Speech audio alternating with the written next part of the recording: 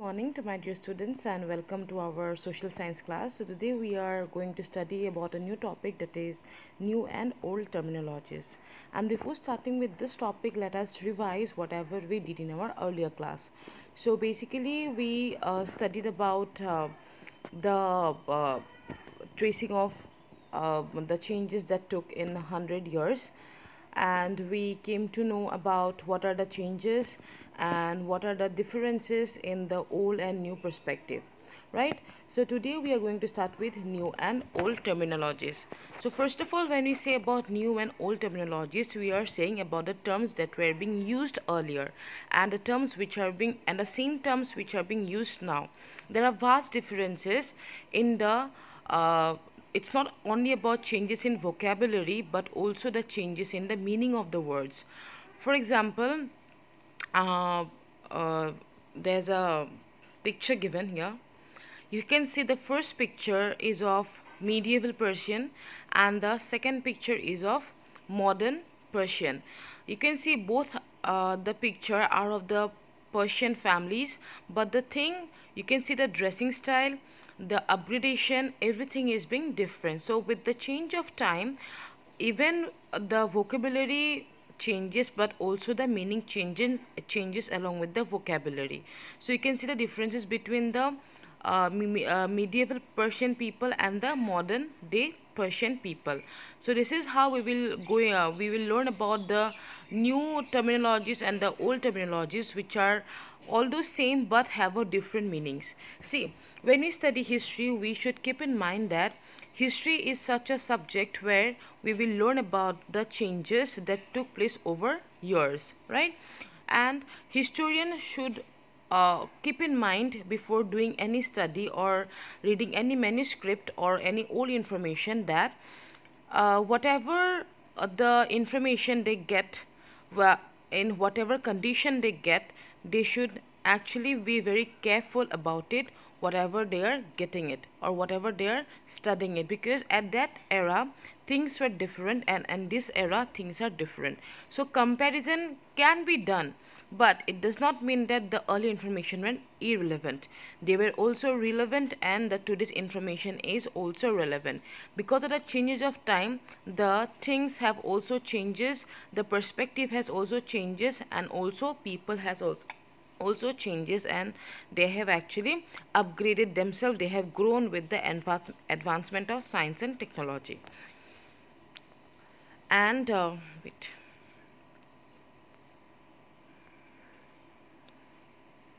Okay, here's a good example I can show you regarding how Hindustan was described by different people. Although we know that Hindustan is being used for India, and now in today's era we use Hindustan or India as a nation state. But what happened before? Hindustan was not actually used as a nation state but by different meanings. So you can see the first person in 13th century, Minhaj-e-Siraj used Hindustan to describe the areas like Punjab, Haryana, and areas between Ganga and Yamuna under Delhi Sultanate, but South India was not denoted. So basically, Minhaj-e-Siraj used Hindustan to describe the geographical area which falls under the Delhi Sultanate, which were the dominions of Delhi Sultanate. So Punjab, Haryana, and areas between Ganga and Yamuna were the areas who falls under Delhi Sultanate, and this was Hindustan was used to describe these areas. And in all this description, South India was not included in Hindustan. Okay. And in 16th century, Babur used Hindustan to describe fauna and the culture of the inhabitants. So Babur basically described the geographical geographical areas and also the culture of the Hindustanis or whoever lived in Hindustan.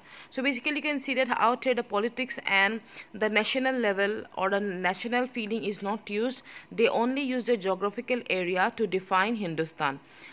But Hindustan was not used as political and national meaning like we use it today as a nation state. Now when we define India, we are defining everything. We are defining political meaning, we are defining national meaning, we are defining geographical area, cultural area, flora, fauna, etc.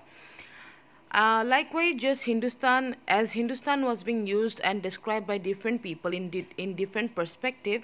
Likewise, there's a few examples like foreigners. In today's era, when we use the word foreigner, we mean that someone who is not from India, right? The outside people from India, or people who live in abroad, are known as foreigners. But at that moment, in the medieval time, foreigner was used for a person who don't live or stay in a particular village, right?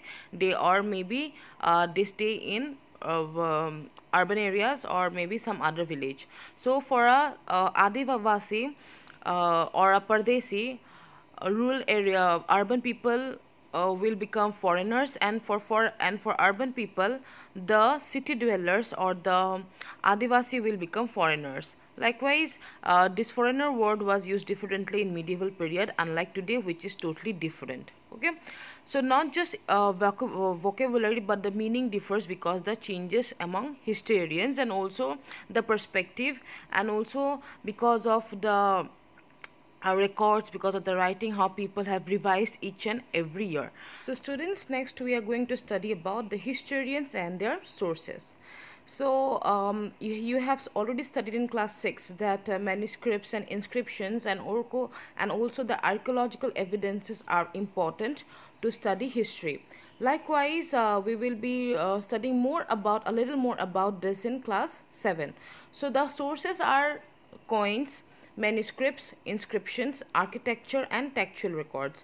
So these are the important sources with the help of which we can know our past very properly. We can find out the evidences of the past with the help of manuscripts, which are written in the palm leaves or maybe a bark of a tree. Then we came to know about inscriptions, which were written in the hard or metal objects, and the architecture means the archaeological evidences and the textual records.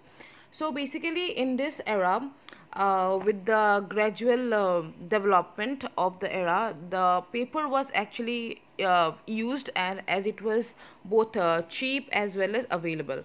So paper were used to write holy texts, then chronicles, judicial record, account, and registers of account and taxes. So basically, not only in earlier times coins, manuscripts, inscription, architecture, and textual records were mostly used, but with the development of paper or printing, this which are very cheap and available, they were used as to write holy texts, chronicles, judicial records, accounts, and taxes. But although there was a discontinuity of manuscripts, inscription, architecture, and textual records like previous time, but manuscripts were collected by wealthy people and kept in monasteries, temples, and archives. So you can see even in the at the homes of wealthy people, you can find till now you can find some examples or some copies of the manuscripts, or you can find in monasteries, temples, and archives. Even if you go to any temple, you can see the note which they chant mantra, in where the mantras or the mantras are being written. Those scripts are very different from the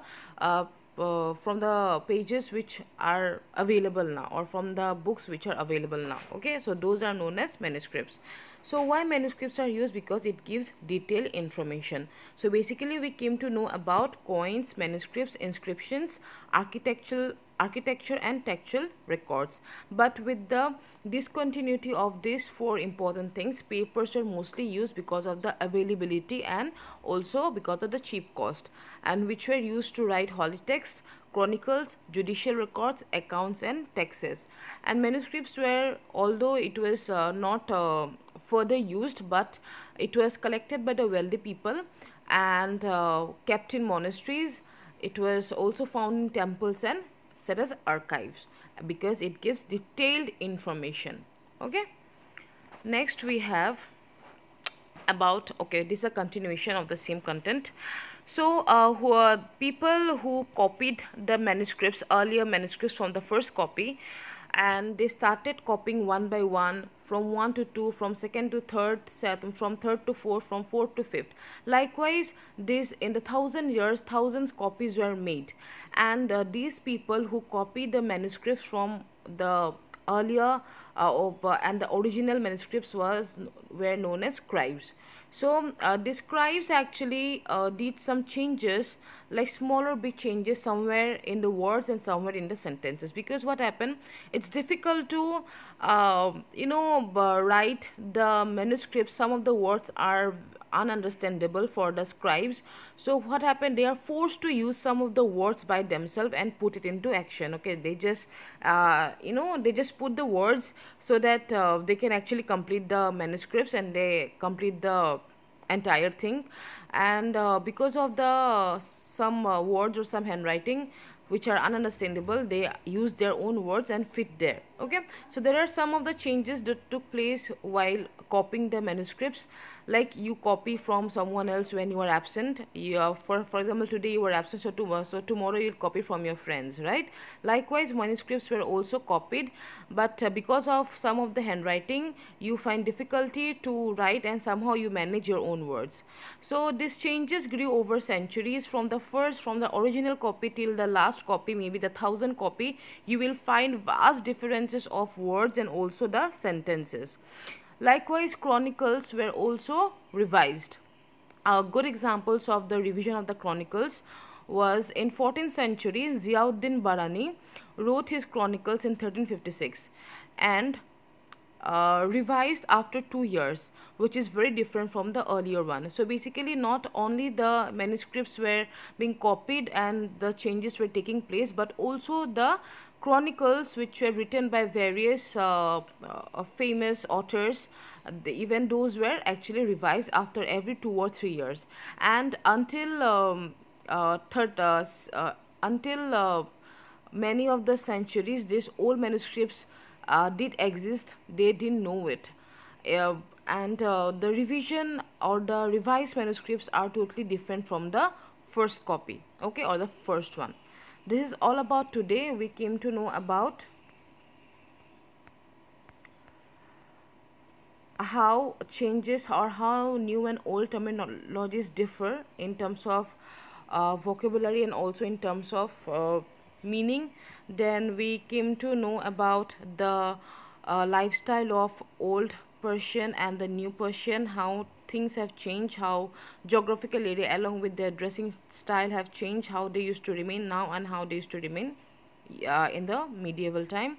Then we came to know about how Hindustan was used by different people and not by any political or national entity, but as geographical entity to define or to show some cultural and uh, uh,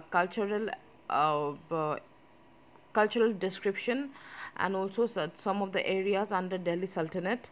And also many words like foreigners word is used by different meaning in medieval period and in comparison of today.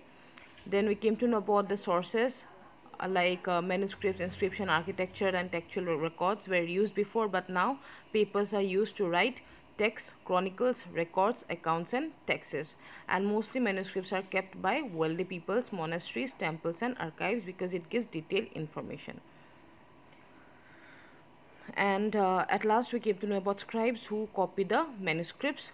They made small or big changes because of they were forced to write some of the words which are ununderstandable, so changes took place over years. You can find the changes between the first copy and the last copy. That is why historians should be very careful and very skeptical while reading it, and they should take the help from the older one, who will give much more detailed information than the new revised one. And also about the chronicles, like, and also when they write or when the historians try to know about the or read any manuscript, they should take it into mind that things have changed. So before 1,000 years things were different, and now the things are very different. So we came to know about a famous person who wrote his chronicles and revised after 2 years, and which is different from the earlier one. So thank you, dear students. For today, we'll wind up our class and stay home, stay safe. I'm going to update the assignment soon. Do in your copy and you can submit me by Monday. Okay. Thank you. Have a nice day and God bless you.